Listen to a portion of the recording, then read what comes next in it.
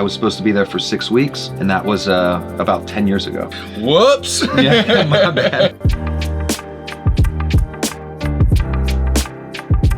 That's what's so great about travel. You'll see things that make you a baby again.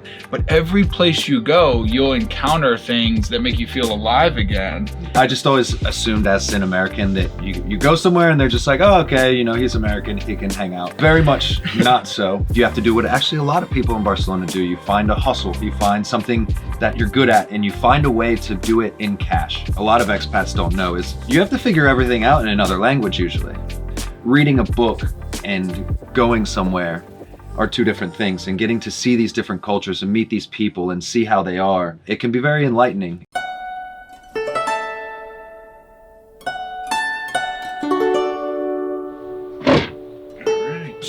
Hello and welcome to The Maximalists, the show where we teach you how to maximize experience while minimizing costs.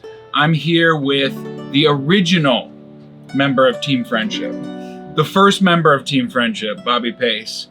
We met when we were 1 year old, right? Yeah.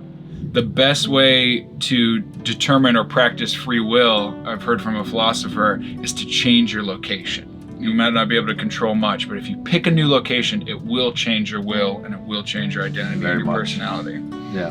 When I finished school, I was just kind of looking to, in Spanish you would say, cambiar los aires, to change the air a bit and see what else was out there. So I decided to go to Barcelona because they had a course where you could get certified to teach English as a foreign language. My original idea was to go out there, get certified to teach English, come back to Virginia Beach and open a language center. But I went out to Barcelona and I just fell in love with everything. It's right by the sea, which is amazing. From the sea, you see the mountains. It's very green. It's just different. And, you know, I also realized that the Catalan culture was very different from the rest of Spain. And so this was even more niche for me, which I just thought was the coolest thing. You know, these people are Spanish, but they speak a different language as well. They speak their own language that only 6 million people in the world speak. It says, Visca el Barça, Visca Catalunya. So long live Barça, long live Catalunya. I moved to Catalunya and, you know, immediately fell in love with the place. And I was supposed to be there for 6 weeks. And that was about 10 years ago. Whoops! Yeah, my bad. I didn't make it home for dinner. That's what's so great about travel. You'll see things that make you a baby again. Like you have that wonder just thrust upon you. But every place you go, you'll encounter things that make you feel alive again and make you want to reinvent yourself along with the reinvention that's happening from your context changing.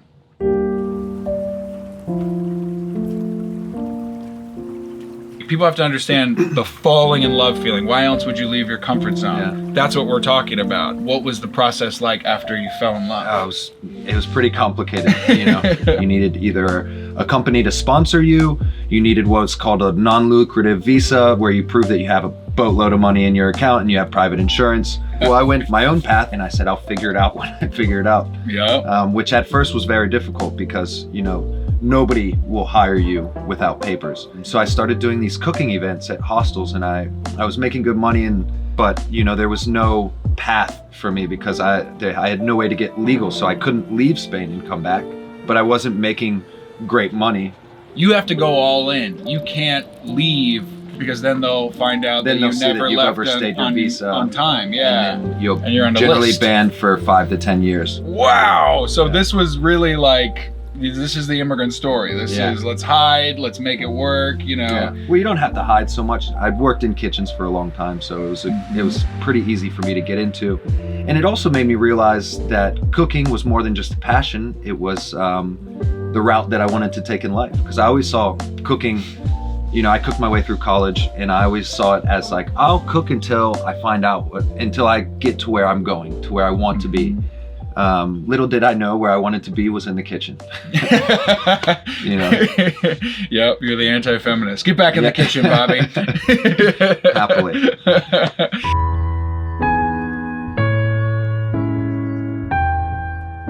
A lot of expats don't know is you have to figure everything out in another language usually. In my case, it was a third language. You know, it wasn't even just Spanish. All the paperwork's done in Catalan. Yeah. So that for me was a difficult part. And I think a lot of people that go somewhere, they're like, oh, I'll just be able to figure it out. And it's like, be ready to figure it out. And be ready to rely on the kindness of strangers and hope it's there. And as it turns out, it is usually. I mean, all of the travel I've done, I've been shocked and surprised that if you make the effort people are willing to help. Yeah, especially if you're trying to speak the language or trying to understand the culture, not only are they willing to help, they're like, get in here, like have food, you know, like let me sleep on my bed or couch. Yeah, I've been helped by so many people along the way. Hospitality. And mostly people that I don't know. You know, the people that I've been the closest to there, I've always been good friends and have been helpful. Yeah. But the people who have done the most for me, the things that I probably couldn't do on my own, are people that I barely knew.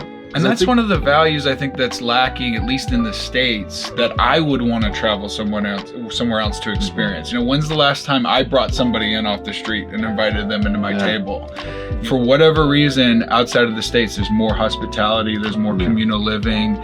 And I think that is a beautiful spirit that you really experience when you travel. Almost makes it worth it just for that on its own. I think a lot of times in the US, and again, this is a generality, not always the rule. Yeah. A lot of times it's like, what can you do for me? I've done this, what have you done? Yeah. And you felt that? We see a lot of times where it's like, we always protect our tribe. Not to say that Americans don't help other Americans, but we tend to help our tribe, and outside of that, where we get suspicious. There's a saying that came out some years back, and people say it a lot, you can't sit with us. And I never understood that. I'm like, but what? Why don't you want people to sit with you? Like, are you exclusive? Are you better than people? And I always like the idea, like, hey man, we always got another seat. The only way that we can make things better is by helping each other and being a community. And that's one of the things I love in Barcelona. You have this idea of community. The Catalans can be a bit closed off sometimes because their history, as soon as you get into these groups and they see that you're learning their language and their culture, they respect it so much and they appreciate it. And you can see in the people how much it means to them when you make an effort. And so once you do break into these communities, it's very rewarding. So are there any other kind of hard to explain benefits for why you would be drawn to this? Not just running away from what you know, because that's a good benefit too. Yeah. If you're stuck, if you're trapped, you might as well just try it anywhere and go from there. So that's the fire at your back for why you might want to get out of a rut. But then what is the shining light that you're moving toward? I've always enjoyed learning. And so going somewhere else, you get this chance to learn about new cultures, you know, especially in Europe, to understand our ancestors and just to get to see how the culture is over there. Reading a book and going somewhere are two different things, and getting to see these different cultures and meet these people and see how they are. It can be very enlightening in a lot of ways. That, you know, they say that travel is fatal to prejudice. I think that we should all travel and know cultures, and I think in Barcelona, you know, this is gonna sound really lame, but you can be who you want to be. You know, I'm an American guy that cooks paella. Yeah, you know, which is it's kind of an odd thing if you think about it. But there, you don't need to worry about what other people are thinking of you. I think, especially when we grow up in these little bubbles, we're always worried about, what are my parents going to think? What are my friends going to think? Instead of saying like, what makes me happy? And then you surround yourself with other people who appreciate you being you. That's the pitch. We've talked a little bit about some of the roadblocks. Let's summarize them really quickly. You're going to have visa concerns. Yeah. And you talked about, difficult to get papers. you know, hey, maybe we got a union going on. Well, this is something you can research before you go, depending on where you want to go. You can see what are the visa laws. There's some places that are friendlier towards Americans, some places that are less friendly, but there's always a way to get things done. Language. You're always going to have a language barrier. Even me, you know, I spoke Spanish for like 6 years before I went to Spain. I majored in it, and it was still a hurdle because you get there and maybe, you know, most of my teachers were Latinos. And so I come to Spain, it's a different kind of Spanish. Even though I grew up around Spaniards, it was there, you know, the ins and outs are just different. Well, I spoke a little Spanish on my first stand-up over there, and the guy in the crowd goes, "That's Mexican!" Yeah. Hey, shut up back there! So that's a big thing, although you kind of have the choice in most places of, do I stick with the expat community that largely speaks English? Yeah. Do I, and maybe on a daily basis, you're doing your Duolingo, you're trying to talk Spanish, but you have the option to find out something in English. if anything, full immersion, you're diving into the deep end, you're going to learn a lot faster. But there's options. If that's really your fear, I think there's a way to kind of tiptoe in, right? Continuing on the same note, another obstacle is cultural differences.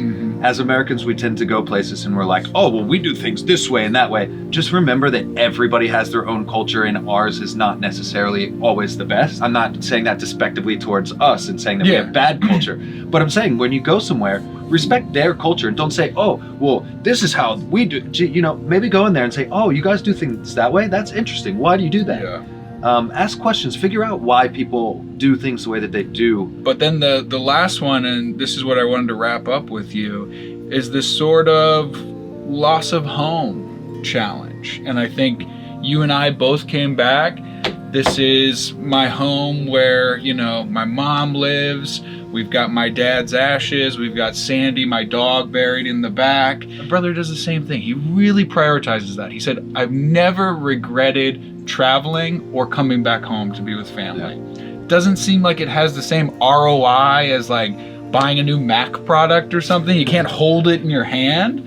Travel is what do they say? Travel is the only thing you can buy that makes you richer. There's the traveling outside of your comfort zone, but then the coming right back in and coming together around the warm fire of your history and your nostalgia and your family. So talk to me about that kind of lost expat feeling and how you overcame it. Well, I think when you first get anywhere you're going, like you said, you're a kid again, you're excited, there's all these things going on. Once you settle into routine and you have your life, you know, I got my papers, I started my business, I became a kitchen manager at a big restaurant in the center of the city, and I have, you know, a normal life there now. Before, everything was a challenge. Now things have become more normal. It's not as much of a challenge, and so you have time to reflect and think like, oh, you know, I remember this about home or that, and you know, I haven't talked to this person in a while, and we haven't done that. And you know, homesickness is not always a feeling of I need to be at home. Homesickness can just be an appreciation of the place that you come from and saying like, look, I recognize that this place means a lot to me. So make sure you like and subscribe for more videos about living the good life. That's what we're doing here, and more interesting people that I've collected along the way and my friends have collected, and experiments, documentaries, and just the greatest ideas condensed and animated and entertaining to be a resource amidst bad marketing and media that's telling you all the wrong things all the time. You know, you got to get in with the people to figure out really what's nurturing and what's working. And that's what we do here. So thank you, Bobby. Thanks, brother. Love you. Take me back to Barcelona. Soon enough.